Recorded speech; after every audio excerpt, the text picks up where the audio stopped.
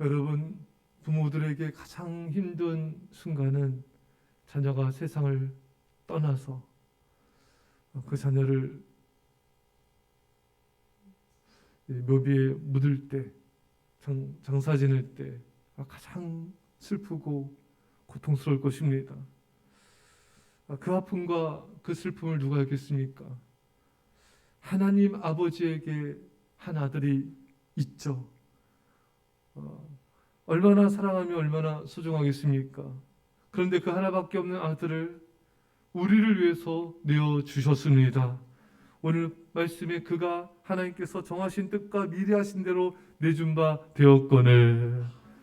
예수님이 하나님의 뜻대로 우리를 위해서 내준 바 됐다. 십자가에 못 박혀 내준 바가 되었다.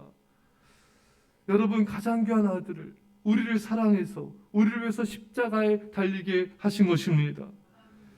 예수님은 십자가에서 하나님의 심판을 받으심으로 하나님의 거룩한 공의가 충족되었습니다. 죄는 우리가 졌는데 하나님께서 희생을 치르신 것입니다. 죄를 지은 우리가 대가와 징벌과 형벌을 받아야 되는데 하나님의 아들이 치루었습니다. 이것은 인간의 죄에 대한 형벌을 받아야 됨에도 불구하고 하나님이 대신 치르신 것을 의미합니다. 말도 안 되는 놀라운 은혜와 자비가 나타난 것입니다. 사랑하는 여러분, 우리는 이 메시지를 통해서 우리는 하나님의 사랑이 얼마나 놀라운지를 깨달을 수 있을 뿐만 아니라 우리가 어떻게 살아야 될지를 하나님은 분명히 말씀해 주고 계신 것입니다. 상대방이 죄를 지었어요. 근데 내가 왜 책임을 져야 되는가? 자녀가 잘못했어요. 근데 내가 왜 책임을 지고 내가 왜 대가를 치러야 되는가? 이런 사람은 하나님의 사랑을 전혀 모르는 사람이에요. 상대방이 죄를 졌는데 왜 내가 그 사람이 지은 죄의 결과를 책임져야 되는가? 왜냐하면 하나님의 사랑을 내가 받았기 때문인 것입니다. 내가 죄를 졌잖아요. 하지만 하나님의 대가를 지불하시고 나를 살리신 것입니다. 내가 책임질 일이 아님에도 책임을 지는 것이 하나님의 사랑을 아는 자고 그 사랑대로 실천하기 원하시는 아버지 뜻을 행하는 자인 것입니다. 이스라엘 백성들이 근성하게 섬겨서 하나님이 그들을 멸절하고 모세 너를 통해 내가 새로운 나라를 건설하리라. 모세가 잘못한 게 아니에요. 모세는 시내산에서 기도한 것밖에 없습니다. 하지만 모세는 자기가 범죄한 것처럼 아버지 저를 이름을 생명책에 지어주서라도 저들을 용서하여 주옵소서. 자신이 죄를 지은 건 전혀 없지만 모세는 자신이 책임을 지고 하나님께 나아가고 있습니다. 그 사랑이 백성들을 구원한 것이죠. 예루살렘 성문이 무너졌다는 말 듣고 느헤미야가 수일 동안 울며 금식하며 기도합니다. 느헤미야가 잘못한 게 아니에요. 하지만 느헤미야 나와 나의 아버지 집이 범죄하였나이다. 그리고 모든 걸 버리고 예루살렘으로 달려가서 백성들을 구원합니다. 이것이 바로 하나님께서 우리에게 원하신 거예요. 내가 잘못한 것이 아니더라도 상대방이 잘못한 것일지라도 하나님의 사랑을 받은 우리는 스스로 책임을 지는 그 사랑으로 영혼들을 끝까지 사랑해야 되는 것입니다. 이런 하나님의 사랑이 이 새벽 우리 모두에게 임하기를 축원합니다.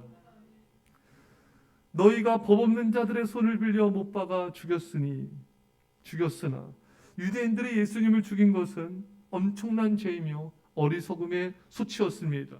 그것은 하나님을 거스려 싸우는 것과 같은 것이었습니다. 로마서 8장 7절에 육신의 생각은 하나님과 원수가 되나니 이는 하나님의 법에 굴복하지 아니할 뿐 아니라 할 수도 없음이라. 여러분, 육신의 생각을 갖는 것은 하나님과 원수가 되는 거예요. 육신 정욕으로 생각하고 육신적인 정욕으로 행동하는 것, 이건 다 하나님과 원수가 된 것입니다. 결국 불순종은 하나님과 원수가 되는 행동인 것입니다. 창세기 3장 5절에 너희가 그것을 먹는 날에는 너희 눈이 밝아져 하나님과 같이 되어 선악을 알 줄 하나님이 아심이니라. 아담과 하와가 왜 선악과를 따먹는 죄를 범하였는가? 하나님과 같이 되려는 것입니다. 하나님을 대적하는 것입니다. 사탄의 편에 서서 하나님과 원수가 되는 것입니다. 사랑하는 여러분, 불순종은 바로 그런 거예요. 그래서 우리가 빨리 죄에서 돌이켜야 되는 것입니다. 예수님을 십자가에 못 박은 자들만이 하나님과 대적하는 것이 아니에요. 육신의 생각, 불순종의 교만, 불순종의 거역 또한 하나님을 대적하는 것입니다. 우리가 하나님의 자비와 공의를 얻으려면은 빨리 이 죄의 자리를 버리고 죄와 우상을 버리고 더 이상 하나님을 대적하지 말고 빨리 돌이키는 것, 그게 바로 하나님의 자비를 얻는 길인 것입니다. 잠언 28장 13절에 자기의 죄를 숨긴 자는 형통하지 못하나 죄를 자복하고 버린 자는 불쌍히 여김을 받으리라. 여러분, 우리는 죄인이기 때문에 죄를 범해요. 빨리 이게 버리면 돼요. 하지만 우리가 죄와 우상을 버리지 않고 계속 그 죄와 우상을 고집하는 것은 하나님을 대적하고 하나님과 싸우는 것이기 때문에 불쌍히 여김을 자비를 받을 수가 없습니다. 하지만 우리가 어떤 죄와 우상이라도 그 버리고 하나님께 나가면 얼마든지 자비를 얻을 수가 있는 것입니다.